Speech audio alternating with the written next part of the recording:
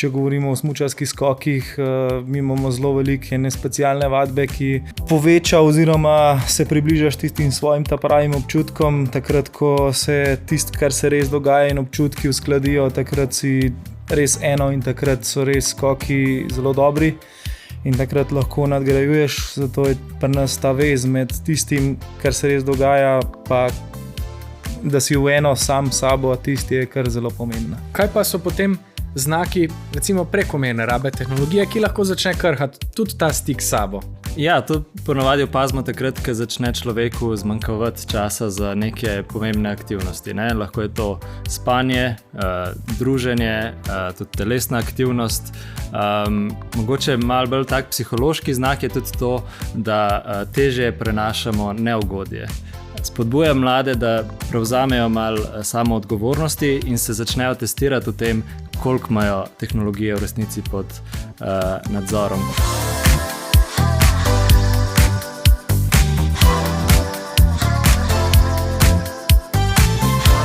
Živjo! Ta epizoda je namenjena predvsem staršem mladih športnikov in športnic ter športnikom in športnicam samim.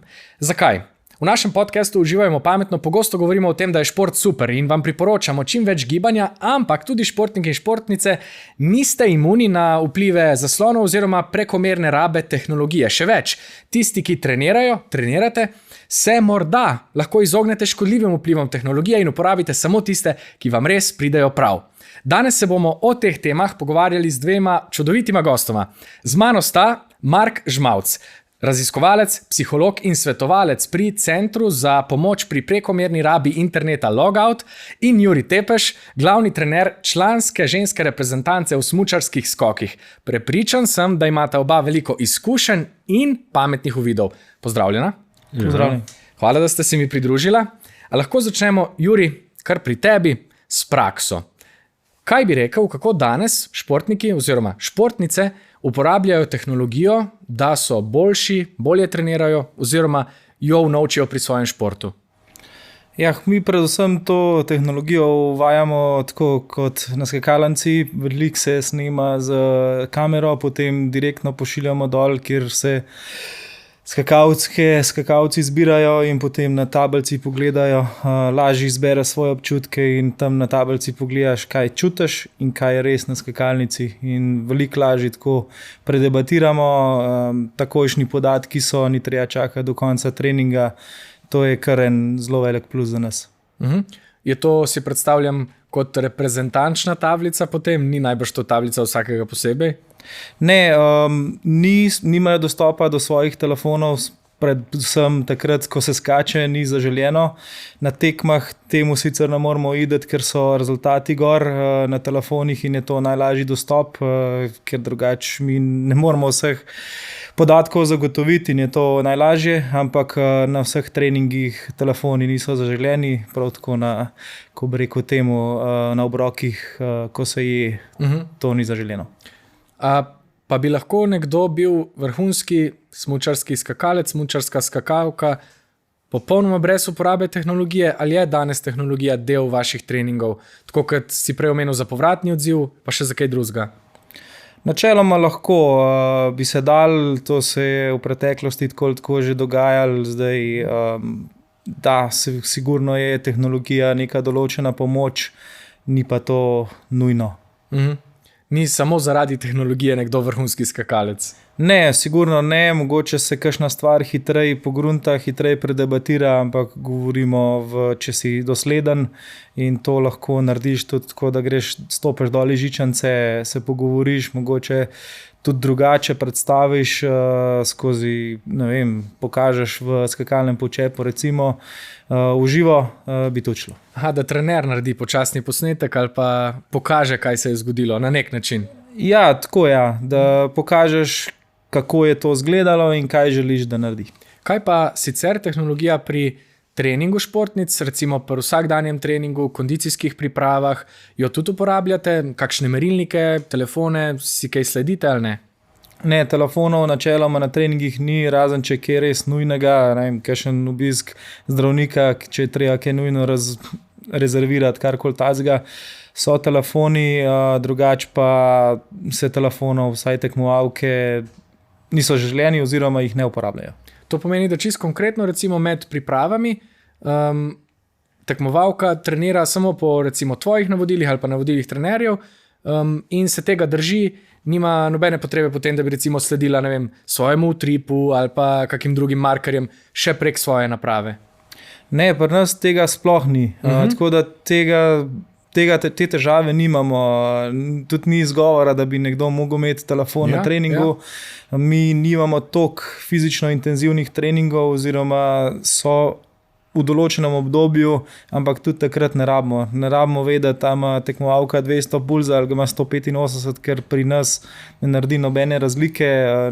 Kot sem že prej rekel, niso fizično zahtevni treningi in takrat ni nobenega izgovora, da bi nekdo rabil imeti telefon zraven. Ja, super. Mark, kaj so sicer še označevalci pametne rabe tehnologije?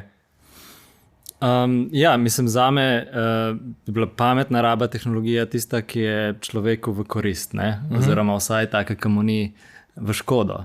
Zdaj seveda, žal je včasih to ljudem težko prepoznati, kdaj je kakšna raba, a je res koristna za nas, ne samo na kratki rok ali tudi na dolgi rok, nimamo neke enostavne metrike, da bi to pokazali človeku direktno. Tako da v resnici za to, da to ocenjaš, rabiš biti kar v stiku sam s sabo. Mi z našimi svetovanci precej delamo na tem, da so v stiku sami s sabo in na ta način začutijo svoje potrebe in začutijo tudi vpliv tehnologije na sebe. In mogoče ironično to zahteva sam tudi odmik od zaslonov. Ko si pred zasloni, pa te obdajajo vsi ti dražljaji, seveda si manj pozoren na lastno telo, kako se sam počutiš. In ta stik sam s sabo je v resnici tisto, kar ti pomaga potem ugotoviti neke svoje vzorce uporabe zaslonov, ali dobre ali slabe. Ja, na to nisem nikoli prej pomislil, ampak se tudi Juri je rekel, da je pogosto vprašanje recimo po skoku, kaj sem čutil in kaj je bilo potem res. Se pravi, neko preizpraševanje tega notranjega sveta, kaj se je dogajalo, kako se je pol to odražalo zunaj, zdaj pri njih prav v primeru športa, ampak lahko pa res prekomerna raba zaslonov tudi ovira ta stik s sabo? Sigurno, če imamo mi res veliko informacij, naši možgani niso narejeni za to, da sprejemajo informacije toliko časa v dnevu in potem hitro se zgubimo v tem, da v resnici neke zunanje stvari določajo, kako se mi počutimo. In nekako zelo malo imamo tudi samih okolij, kjer bi mladi in odrasli imeli priložnost za digitalni odklop. Pač digitalne tehnologije nas seveda spremljajo posod že z lastnimi napravami, ampak tudi šole in tudi športni klubi, če se mladi še tam srečujejo z digitalnimi napravami, imajo še toliko manj priložnosti za to, da čutijo svoje telo, svoje možgane in se skladno s svojimi potrebami potem odločajo. Juri, si predstavljam, da tudi vi v ekipi gojite nekako načela dela s sabo pa gojenje samozavedanja. Zdaj to sprašujem čist izven tehnologije. Kako to počnete? Pri nas je to kar zelo pomembno. Predvsem gojimo to, če govorimo o smučarskih skokih, mi imamo zelo velike specialne vadbe, ki poveča oziroma se približaš tistim svojim pravim občutkom. Takrat, ko se tisto, kar se res dogaja in občutki uskladijo, takrat si res eno in takrat so res skoki zelo dobri in takrat lahko nadgrajuješ. Zato je pri nas ta vez med tistim, kar se res dogaja, pa da si v eno sam s sabo, tisti je kar zelo pomembna. Kaj pa so potem znaki, recimo prekomerne rabe tehnologije, ki lahko začne krhati tudi ta stik s sabo? To ponavadi opazimo takrat, ko začne človeku zmanjkavati časa za neke pomembne aktivnosti. Lahko je to spanje, druženje, tudi telesna aktivnost. Mogoče malo bolj tak psihološki znak je tudi to, da težje prenašamo neugodje. Mogoče neka opravila, ki so nam bila včasih kar običajna, smo jih brez težav naredili, se moramo zdaj kar motivirati za njih.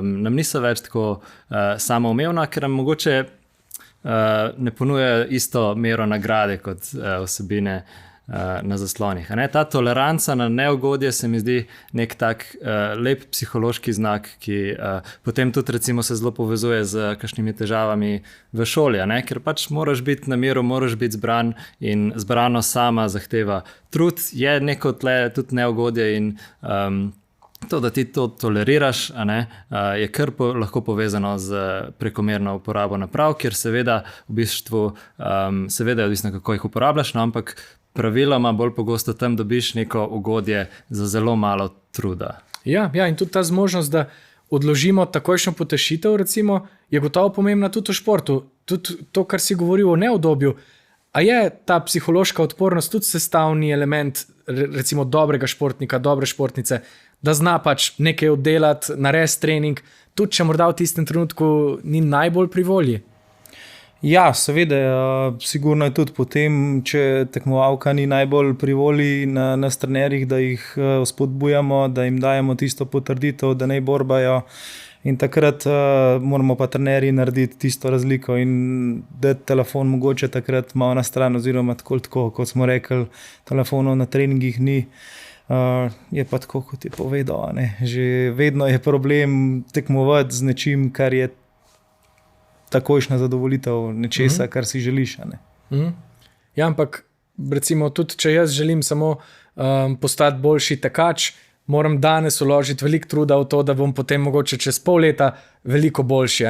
To je ta ista miselnost, se mi zdi, ki jo zasledujemo, neke psihološke odpornosti. Kaj so sicer še pravila pri vas v klubu glede zaslonov? Izpostavil si, da ni telefonov na treningih. Kaj to konkretno pomeni? Imate prav kakšne določene take notranje zapovedi glede zaslonov? Ne, moram reči, da zdaj, ker so to že članice, večinoma punce, ki delam z njimi, teh pravil, to se vzgaja predvsem v nižjih selekcijah, takrat se to vzgoji in teh težav sploh ni. Že ko sem jaz lani prevzel to funkcijo, se mi nikoli ni bilo treba s tem ukvarjati. Zelo, zelo redko se zgodi, da moram katero od punc opozoriti. Sigurno to ni na treningih, je pa mogoče med kakšnimi sestanki, ko kakšna, ko bi rekel temu, pozornost potem malo pade. Hiter, čist neodzivno, nezavedno potegneš hiter telefon ven, takrat se kar malo ustavim, pa počakam, da pogruntajo, zakaj sem se ustavil. Pa se potem hiter zavejo, pa potem hiter damo to kar na kraj in se mi zdi, da bolj pozorne. Pa torej telefonov tudi, kaj pa v nekih izvenih tekem ali pa po tekmah, potem pa so enaka pravila za zaslone. Kdaj se ta trenutek konča glede vaših, recimo, prepovedi telefonov? Kar se mene tiče, se konča takrat, ko se trening zaključi. Ali pa tekma zaključi. Zdaj normalno je sploh v pojavu, ker to tudi nekateri sponzorji zahtevajo, kakorkoli mi telefone v izteku skakalnice, ko se tekma zaključi, moramo imeti. Gre le za svetovni pokal, treba je te stvari čim prej spraviti ven, se pohvaliti ali pa pograjati, kar se je zgodilo, in takrat so telefoni prisotni. Je pa to tako, to mi jemljemo kot službo in takrat nismo na raznih družabnih omrežjih, ampak pošiljamo naprej vsebine, ki nam jih želijo naši delodajalci. To je v bistvu del na nek način potem tudi športnikove prisotnosti, torej to, da deli naprej stvari, da komunicira tudi, kar se je ravno kar zgodilo, če prav razumem. Ja, športnik je neka znamka. Zdaj predstavljamo si, da je športnik znamka kot pa kjerkoli druga, in takrat, ko je športnik znamka, je treba stvari čim prej naprej spraviti. Želijo si, sploh, ker se zdaj pojavlja, da nekateri športniki s tem tudi še dodatno služijo. To je sigurno ta plus, je pa nekaj dodatnega dela, predvsem po tekmah. Med tekmami se telefoni uporabljajo večinoma, se vem, da se tudi za kaj drugega, večinoma za spremljanje rezultatov. Sigurno tiste, ki so bolj v stiku s sabo, tako kot smo prej govorili, mogoče tega sploh ne uporabljajo. Mi imamo tako povezavo prek walkie-talkiev in večino podatkov imajo tudi tam. Je pa vseeno zaželjeno, da ne pride do preobremenitve tudi trenerjev, da se vse rezultate pogleda, sej to lahko če je 6 tekmovalk na tekmi, se pogleda samo na enem telefonu. Moram reči, vseh moram kar pohvaliti. No, nisem dobil občutka, da bi bila uporaba telefonov prekomerna, poleg tega, da bi jih recimo toliko veselili te punce, ki jih treniram, da bi rekla, dobro, danes me pa ne bo na trening. Imajo željo in to je v današnjem svetu zelo fajn videti. Ja. Glavna stvar, zaradi katere smo se danes mi trije tu zbrali, je ta zelena knjižica oziroma njena vsebina. Center Logout je v sodelovanju s partnerji izdal priporočila za uporabo zaslonov pri mladih športnikih. Mark, zakaj ste se odločili za to? V bistvu v okviru projekta Šport je Life v sodelovanju z Mestno občino Ljubljana smo se pogovarjali s precej športnimi trenerji, pa tudi starši, bivšimi športniki. Trenerji v bistvu poročajo o tem trendu vse večje uporabe in vse večjih nekih pritiskih mladih, pa včasih tudi staršev, da mladi imajo telefone oziroma naprave zraven.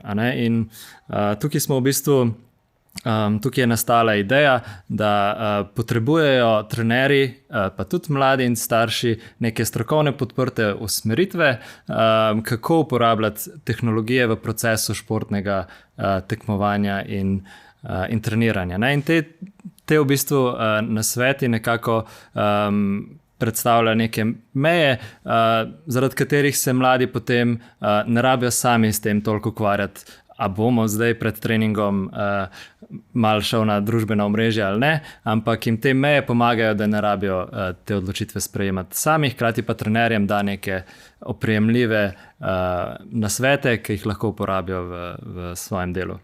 Ja, ker se mi zdi, da je šport mladih zelo široko področje. Juri v bistvu zastopa zdaj že krono te selekcije, res delaš z vrhunskimi športnicami, ki so že na nek način odrasle v športnem smislu, lahko to rečem, ali pa bolj zrele. In ta mladinski šport je pa od samega začetka, ko otroci vstopijo mogoče v telovadnico in se vpišejo na kako dejavnost, že takrat se srečujemo pravzaprav s tehnologijo in z njihovo rabo le-te, ne? Sigurno, ne. Velika razlika med temi profesionalnimi ali pa res tistimi zelo perspektivnimi športniki, ki to jemljajo v bistvu za svojo službo, zelo veliko truda vlagajo v to, da optimizirajo ta proces treniranja in tekmovanja, ampak tle je res še polno enih mladih, ki v bistvu to delajo bolj kot nek življenjski stil, ki pač to delajo za zdravje, tudi za zabavo, in pri njih predvsem moramo tudi paziti na to, da s pomočjo teh telefonov ne pade motivacija za samo športno dejavnost. Torej, če dobi tam otrok precej nagrade, potem športna dejavnost, treniranje, ki je pogosto naporno, ne more biti tudi vsi najboljši, da ohranimo še vedno to, da je tudi ta šport ostane neka nagrada, ki lahko tekmuje z siceršnjim življenjem. Ker če si predstavljam, da sem jaz potencialni vrhunski športnik, je že to, kar si rekel prej. Torej, naprimer, prekomerna raba zaslonov zmanjšuje mojo odpornost na soočanje z nelagodjem, ampak jaz kot vrhunski športnik, športnica vem, da to res potrebujemo, za doseganje rezultatov, za svoj trening in tako naprej. In jaz bi že tukaj samem vse prekopal, razumem, manj zaslonov. Se mi pa zdi, da če se pa športom ukvarjamo tudi tako, čist iz zabave ali pa v prostočasni dejavnosti, pa je lahko teren bolj spolzek, ali pa nas velikrat telefoni ali pa zasloni potem potegnejo na svojo stran. In kako zdaj naj takim športnikom pristopimo, kaj je smiseln način komunikacije, da jim pravzaprav dopovemo bistveno, torej predamo ta priporočila.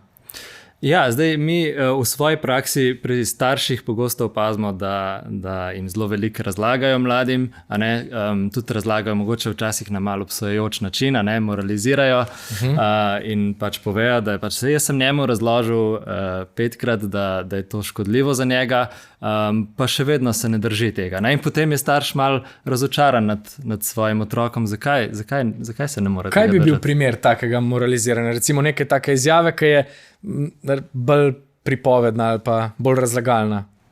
Čist konkretno govorijo o tem, koliko si slabši v šoli, zdaj, ko več uporabljaš telefon, koliko se teže fokusiraš, zakaj si to nehal trenirati, a ne vidiš tistega sošolca, ki toliko veliko uporablja, kaj se je zdaj z njim zgodilo, da ima enke v šoli. In ko na ta način komuniciramo z mladimi, v bistvu, takoj naletimo na nek odpor. Sploh v obdobju mladostništva se dostikrat zgodi ta mal razdor med staršem in otrokom, ki ga moramo mi ga potem poskušamo nazaj obnoviti.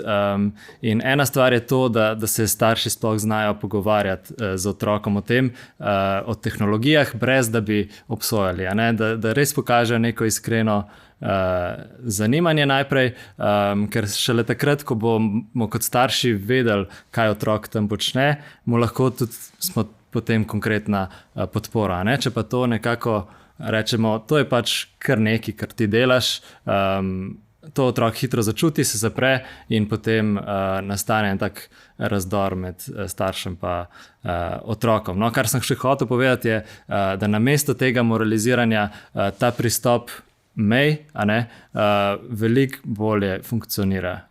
Torej, podpora starša, seveda mora tudi starš razlagati stvari otroku, ampak pogosto podcenjujejo to uporabnost, vrednost postavljanja samih mej. Da se otrok res ne rabi v vsakem trenutku sam odločati oziroma sam upirati skušnjavi in da mu pomagamo pri tem, tudi da ga izpostavljamo okoljem, kjer ima manj mogoče priložnosti za uporabo telefonov, kjer ima več drugih alternativnih aktivnosti in tako naprej. Ker pač vemo, da te tehnologije kakšno moč imajo. Vemo, da te platforme, podjetja, ki jih oblikujejo, kakšne resurse vlagajo v to, da so na koncu dneva tudi zasvojljiva v bistvu. In seveda možgani 13-letnega otroka, tudi če so popolnoma ozaveščeni, se težko uprejo tem impulzom, saj da se konsistentno upirajo temu. Ta pristop mej je nekako se bolje obrestuje. Tudi možgani 33-letnega otroka, ki sedi zdaj tukaj nasproti, se kdaj težko uprejo temu. Kaj pa je pol ena taka praksa meje? Kaj recimo, ne vem, tako kot je rekel Juri, telefonov med treningom in med sestanki ni. A je to ena taka... Sigurno, ja, sigurno. Neka jasna pravila, ki jih je težko obiti, pomagajo otroku, da se s časoma v bistvu oblikuje neke navade. Seveda je na začetku težko, če je do takrat to počel, ampak s časoma pa se otroci tudi na te stvari navadijo in potem izkoristijo neke druge svoje resurse, da preživljajo ta čas. No? Ja, kdaj se tudi znajdejo samo v dolg času in pol odkrijejo, da je to lahko super vir navdiha ali pa novih idej in tako naprej. Ne? Juri, kje pa je v tem, recimo, če je bila to daljica, starš otrok, kje pa je zdaj ta trikotnik, kje zdaj nastopi trener? Kaj potem to postane? A trener vpliva tudi na neke odločitve, ki so vzpostavljene v družini, ali imate vi svoja pravila in se njih držite? A morate kdaj, ne vem, več posredovati, da nekoga, naprimer, pripravite do sodelovanja ali pa upoštevanja vaših pravil? Moram reči, da se mi to še ni zgodilo. Da vsaj te punce, ki sem imel priložnost v zadnjih 5 letih z njimi delati, so takoj razumele, kje so naredile napako ali pa, če rečemo temu, kje se lahko izboljšajo. In takrat nimamo teh težav. No. Starši tudi podpirajo, je pa to trening, je nek, rečemo temu, zaprt sistem in takrat se uporabljajo pravila, ki so za trening. Doma imajo pač svoja pravila in na tist pa ponavadi ne želimo preveč vplivati. Ne.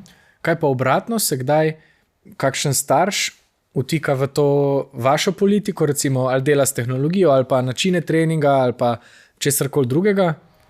Ja, v načine treninga sigurno. V tehnologijo zaenkrat se mi še ni zgodilo, v načine treninga sigurno. Vemo, da kakšni starši so tudi včasih skakali, če se dotičnega primera dotaknemo, ali pa recimo kakšni klubski trenerji ali pa karkoli takega, ampak to je čisto v redu, je narava dela taka.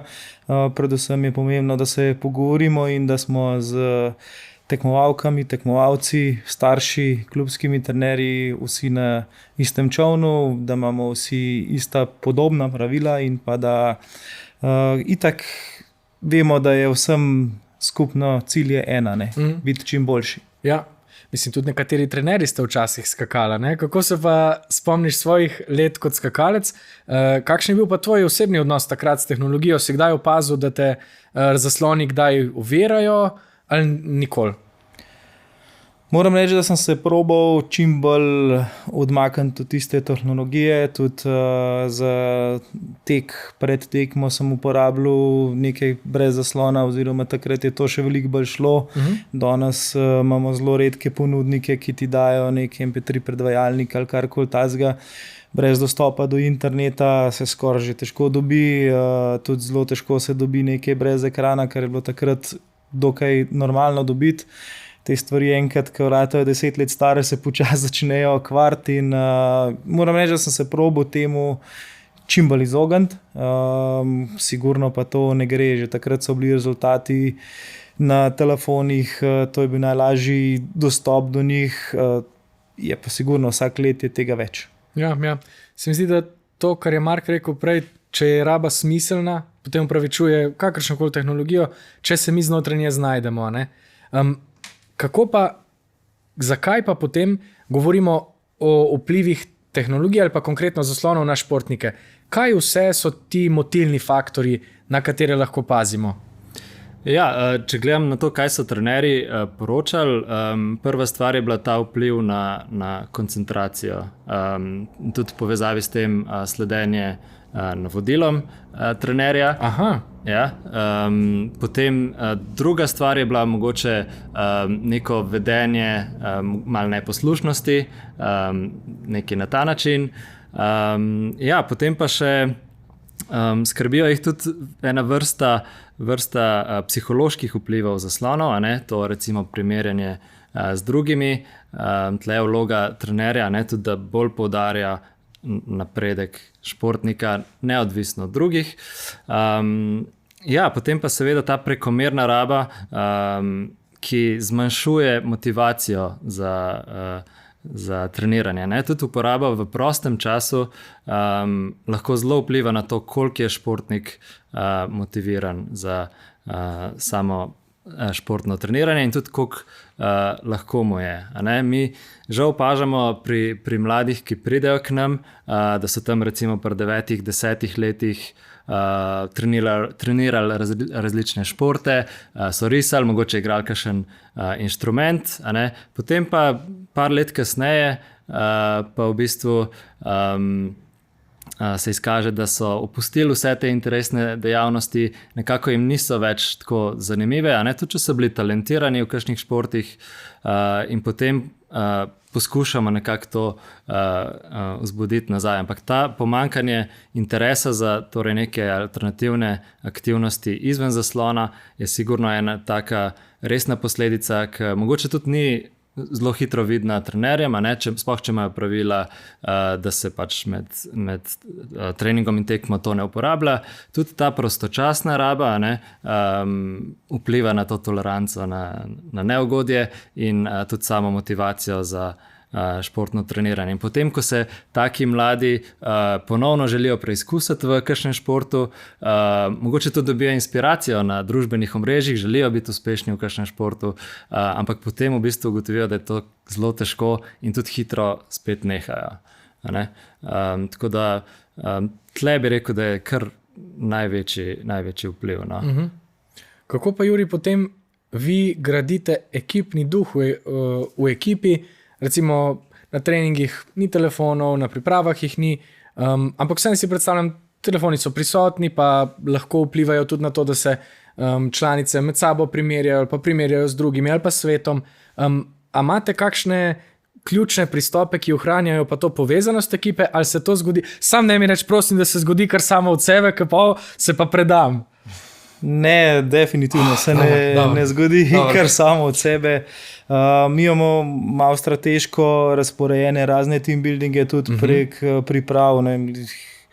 Gremo, prejšnji teden smo bili na go-kardih, kaj tazga, oziroma take stvari damo noter, kakšno ferato gremo, take stvari in to služi kot team building. Mi smo načeloma zelo specifičen šport, treniramo skupaj, imamo kakšno ekipno tekmo na leto, čeprav letos je nimamo.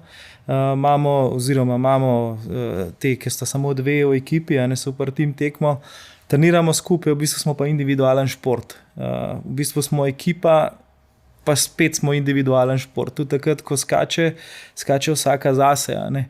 In je pa zelo pomembno, da ekipa drži skupaj. Mi smo namreč s treningi smo skupaj 300 dni na leto, sigurno. Kdaj tudi malo več in takrat v bistvu smo več kot partnerji. Ta ekipa mora dihati skupaj in takrat so tudi rezultati.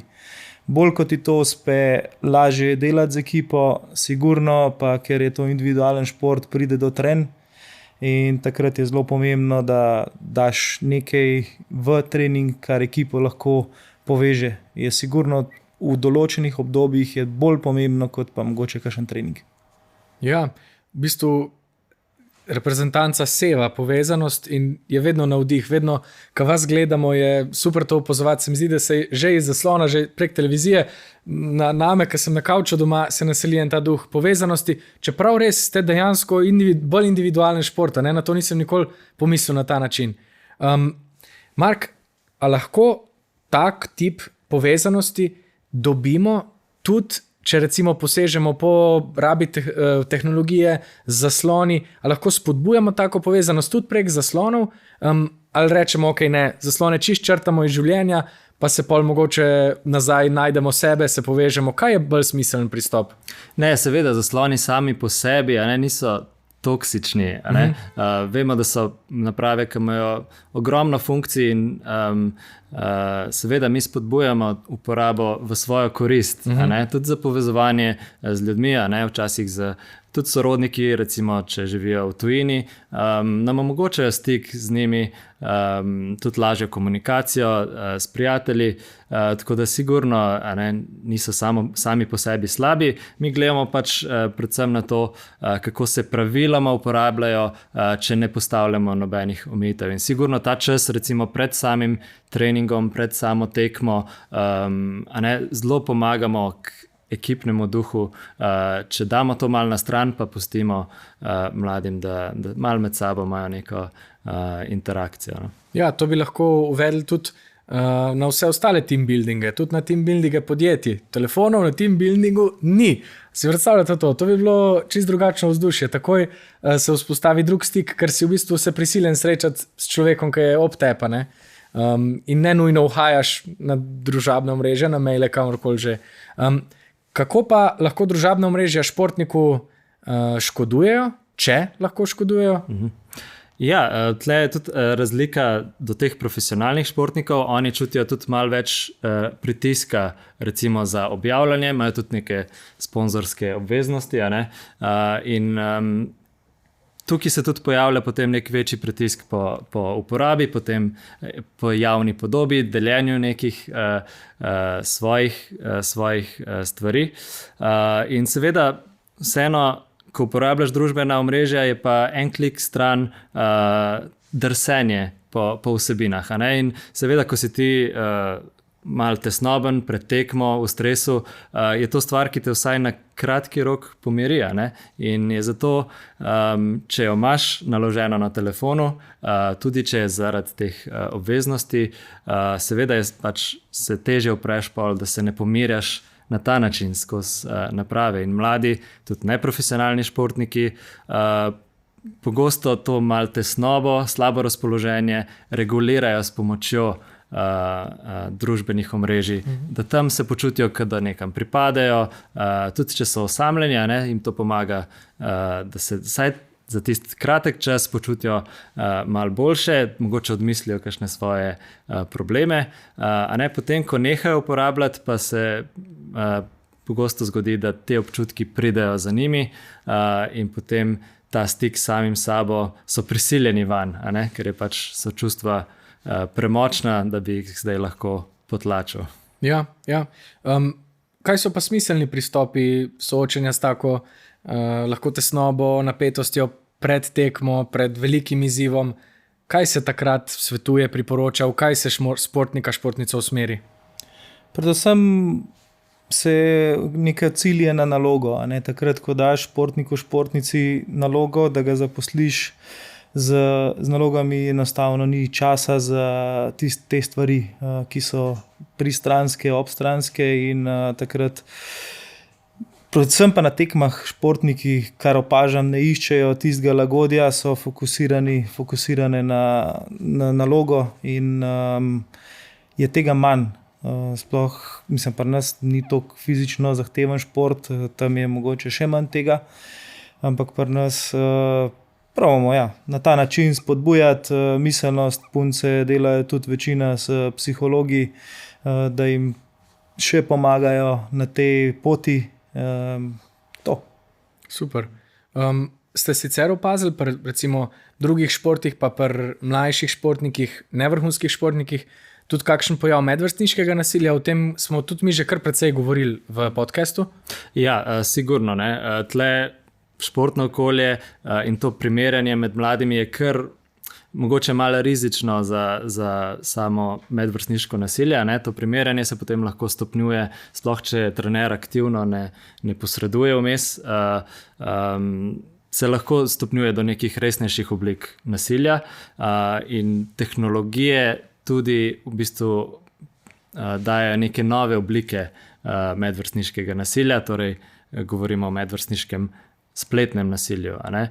In tle, sploh na družbenih omrežjih, se dogaja tudi nek sovražen govor, sploh do športnikov, ki so malo bolj medijsko izpostavljeni, in predstavljam si, da se je potem težko upreti temu, da preverjaš, kaj se o tebi piše. Seveda pa tudi samo nasilje znotraj skupine, izločanje enega posameznika, kar je nekako že verjetno odvedno del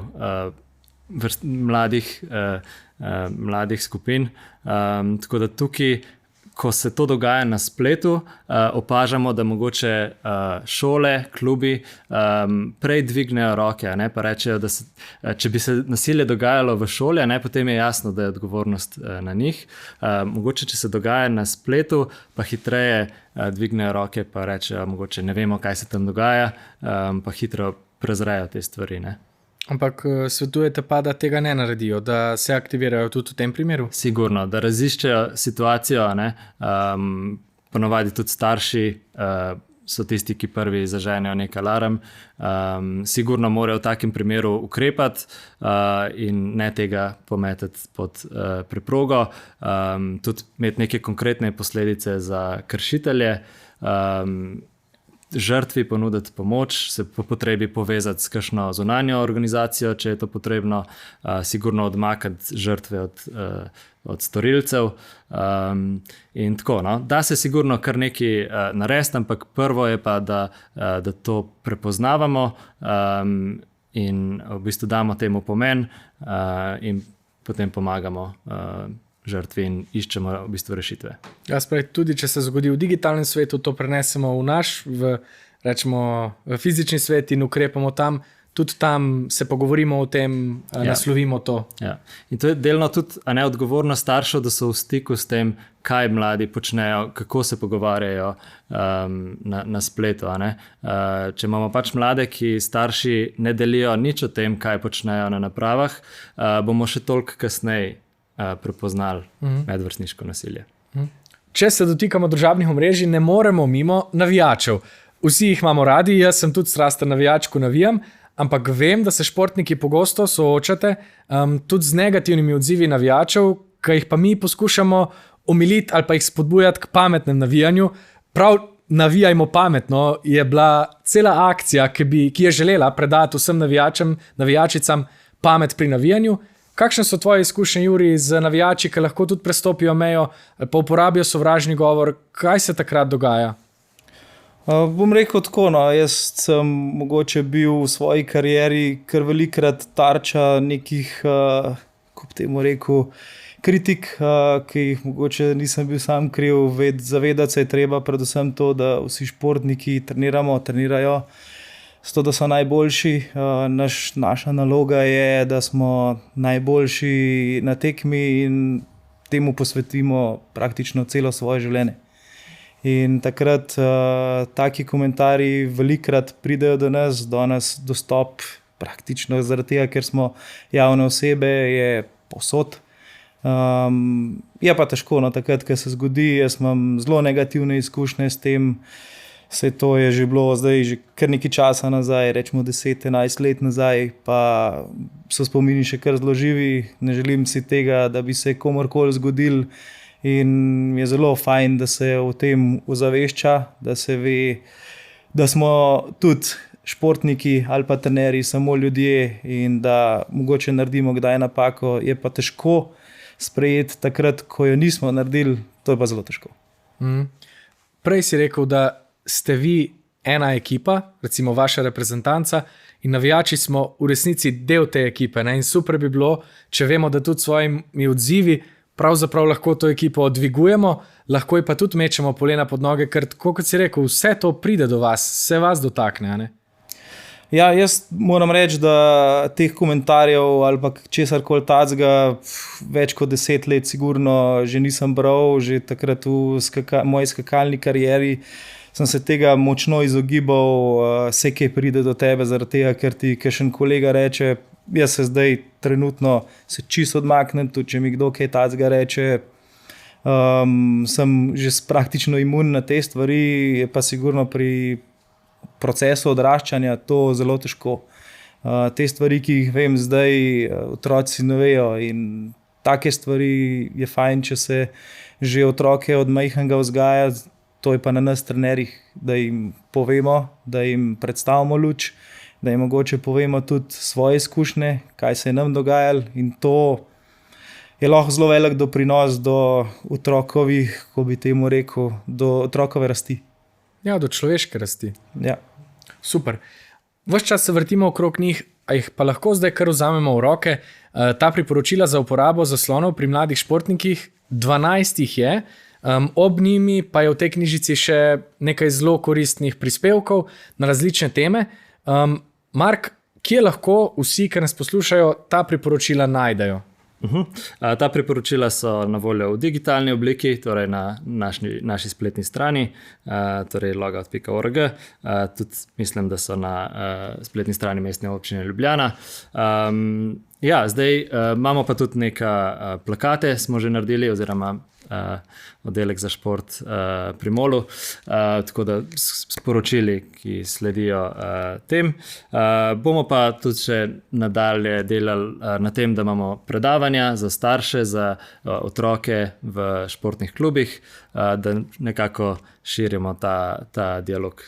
A bi lahko samo izpostavil recimo par priporočil, da vidimo, kako so strukturirana, ker vem, da je najprej podano priporočilo, potem pa piše tudi, zakaj je podano in kako in kdo ga lahko izvaja. A nam lahko jih par prebereš? Ne bom rekel tvojih najljubših, ampak mogoče tistih, katerih smo se že dotaknili, ali pa katerih, ki se jih sploh še nismo. Lahko 2 takšna, o katerih smo že govorili, pa 2, ki se jih morda še nismo dotaknili. Zdaj sem ti dal zahtevno nalogo, oprosti, prav. Bom se potrudil. Recimo o spanju še nismo konkretno govorili. Torej za zadostno količino in kakovost spanja naj se športniki izogibajo uporabi zaslonov vsaj 2 uri pred spanjem. Spanje imamo mi za eno zelo pomembno aktivnost in sigurno nek manjko spanja, mogoče lahko Juri potrdi, hitro vpliva na športno uspešnost. Sigurno, ja. Pri nas, ki je med tekmami ta nervoza na višku, je to še toliko težje doseči, zaradi tega, ker enostavno takrat, ko polnoči ali pa ob enih še zmeraj ne moreš spati, pa imaš zjutraj sicer tekmo, ampak kaj narediš? Telefon vzameš v roke, računalnik vzameš, karkoli. to sem tudi jaz počel, ne govorim, da nisem, ampak nekako je to najbolj logična varianta, glih zaradi tega, da greš malo vse ven iz glave. Pa ne zdaj, da govorim, da podpiram to teorijo, ampak tako sem jaz počel, tako sem jaz takrat razmišljal, mogoče zdaj malenkost drugače, ampak ja, se je težko temu upreti. Ja, mi imamo tle tudi kdo in kako, torej vprašanje in imamo v bistvu za športnike, za starše, tudi za trenerje posebej še potem usmeritve v povezavi z vsakim priporočilom. Tako, ja, zdaj to spanje je predvsem zaradi tega, ker zmanjša občutek utrujenosti, če uporabljaš digitalne tehnologije pred spanjem.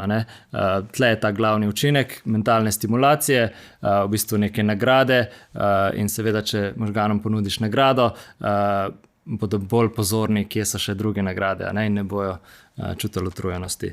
Tako da spanje je sigurno ena pomembna stvar. Mogoče nismo omenili še poškodb, športnikov, oziroma nekih daljših odsotnosti. In takrat je tudi sigurno eno tako rizično obdobje, da je zaslonov preveč. In potem ta prehod nazaj iz poškodbe v tekmovanje, če nimamo neke uravnotežene rabe, je lahko tudi problematičen. Ja, pa sploh, če nismo del recimo tako naoljenega stroja, kot je članska reprezentanca, si predstavljam, da so te stvari lahko še težje, ne? Ker vaše članice se zelo dobro soočajo, se mi zdi, s poškodbami, pa potem s povratkom nazaj. Mogoče psihološko je to še en drugačen izziv, ampak sicer pa so vedno delate tudi na tem, da skrbite za njih, da pridejo potem nazaj? Ja, sigurno. To je sestavni del športa, so tudi poškodbe, na tem je treba veliko delati, predvsem na preventivi, pa tudi na tem vračanju. Je pa sigurno težko, predvsem takrat, ko treniramo sami, ko imamo doma naloge za narediti. Velikokrat je program treninga že sam na telefonu. To je tista prvič pozitivna stvar. Poleg tega lahko takoj vpraša za nasvet, kako kakšna vaja narediti, lahko tudi takoj trenerji posredujemo. Kar je pa negativno, je pa spet to, kar smo govorili. Tako ima samo en klik stran družabne vsebine. In takrat potem tista minuta premora, ki mora biti, pa 2 minuti premora, ki mora biti med vajami, hitrata 10. Tukaj je pa težava. Ja, pa se mi zdi, da se tudi s tem učijo miselne trdnosti ali pa discipline, tudi s tem, da takrat potem ne odjadraš, in to večkrat narediš, te krepi. A lahko slišimo še kakšno priporočilo, samo za okušino, za pokušino? Ja, snemanje in fotografiranje v garderobi in drugih prostorih športnega društva je prepovedano, razen za izrecne druge namene. Tle smo predvsem se hoteli izogniti tem kršitvam zasebnosti. Ko se pojavi recimo slika enega otroka, ki je pomanjkljivo oblečen na družabnih omrežjih, ima to lahko res velike negativne učinke tudi kasneje v njegovem življenju. Vemo, da stvari, ki se pojavijo na internetu, tam tudi ostanejo in lahko gre za travmo, ki ni enkratna, ampak se potem ponovi tudi lahko več let kasneje. Tako da te nove oblike v bistvu spletnega nasilja imajo lahko zelo, zelo hude posledice. Tako da tudi tega smo se želeli dotakniti. Ja, super. Juri, se ti zdi, da bi se lahko trenerji še več pogovarjali o rabi tehnologije, ali je to že prisotna tema med vami? Lahko bi se sigurno več pogovarjali o tem. Sigurno bom pa rekel tako, sploh med tekmovanji smo mi večji uporabniki tehnologije, ker nam to omogoča boljšo pripravo oziroma boljšo izpeljavo same tekme. Tako da mogoče bi bilo to boljše strokovnjaki razjasniti, zakaj je nekdo upravičen, da nekaj uporablja, ker če jaz kot trener, recimo, ki sem bil med tekmo, ki traja 3 ure, uro pa pol na računalniku pregledoval statistike in primerjal boljše skoke s slabšimi, kaj se je dogajalo na tekmi, prijem po tekmi, ki recimo, da je tekmovalka slabo skakala, pa rečem pismo, pa spet si na telefonu, ni glih najboljši primer, mogoče nisem najboljši zgled. Zato je tukaj mogoče raba takih in drugačnih strokovnjakov bi bila zaželena. Ja, si ti že poznal priporočila od prej, ali smo ti jih zdaj predstavili, prej, ko smo se pogovarjali, oziroma v pripravah na naš pogovor? Ne, nisem jih poznal prej, v pripravah ste mi jih predstavili, ampak se zelo stikajo s tem, kar so tudi moja prepričanja, predvsem pa to je meni šport dal, da mi narava, šport pomeni več in tisto odklop od vsega tega norega sveta in kar se dogaja na družabnih omrežjih. Telefon je zame delo, ponavadi, ampak ja, tudi jaz sem kot skakalec predvsem bil v tem, da se je bilo treba izpostaviti tudi na tak način. Takrat tega nisem najbolj razumel, sem bil v bistvu malo ostat za ostalimi, zdaj to bolj razumem, tudi bolj pametno znam te stvari uporabljati. In taka priporočila so zelo dobra. Mogoče pa mladi, če sem se kaj naučil iz dela z njimi, lažje sprejmejo tisti, ko bo rekel, govor. Zelo malo ljudi še bere, ampak ja, to je tudi način, tudi mogoče takle podcast, kakšen video, kakšne take stvari se mi zdi, da bolj palijo, če ti rečemo tako, mlajši generaciji. Ja, trenerji, trenerke, starši, v bistvu vsi ostali smo lahko potem glasniki teh priporočil. Prej, ko si rekel, da se skladajo s tvojimi vrednotami, pravzaprav si nama na začetku že povedal prvi dve priporočili, se mi zdi, ki jih oni itak uporabljajo. Torej to, da ni zaslonov med treningi, med pripravami. Eno od priporočil je tudi, da ni zaslonov med obroki, med jedmi. Ja. To se mi zdi super priporočilo tudi za družinsko življenje v končni fazi. Ampak všeč mi je, kako ste to oblikovali res za športnike, športnice, ker mislim, da lahko od tega ogromno odnesejo. Hvala obema za super debato. Za konec bi vaju prosil pa samo še za eno misel, ki bi jo rada predala našim gledalcem, gledalkam, poslušalcem, poslušalkam, vsem, ki nas zdaj spremljajo, morda v povezavi s tem, kar smo govorili, o pametni rabi tehnologije ali pa za navdih po vajni presoji. Jaz bi mogoče rekel, da ta sposobnost nadziranja svoje uporabe digitalnih naprav je nekaj, kar je zelo dober napovednik splošno za uspešnost človeka v življenju. In spodbujam mlade, da prevzamejo malo samoodgovornosti in se začnejo testirati v tem, koliko imajo tehnologije v resnici pod nadzorom, ker pač tisti mladi, ki jim ne bo uspela ta bitka z digitalnimi napravami, imajo kar nekaj tveganj več od tistih, ki jim to uspe. Super, hvala. In Juri? Ja, jaz bom zelo kratek, bom rekel, izklopi telefon, pa vklopi šport. Vrhunsko. Se strinjam. Uživajmo pametno, vsi skupaj. Hvala vam za res fin pogovor. Hvala.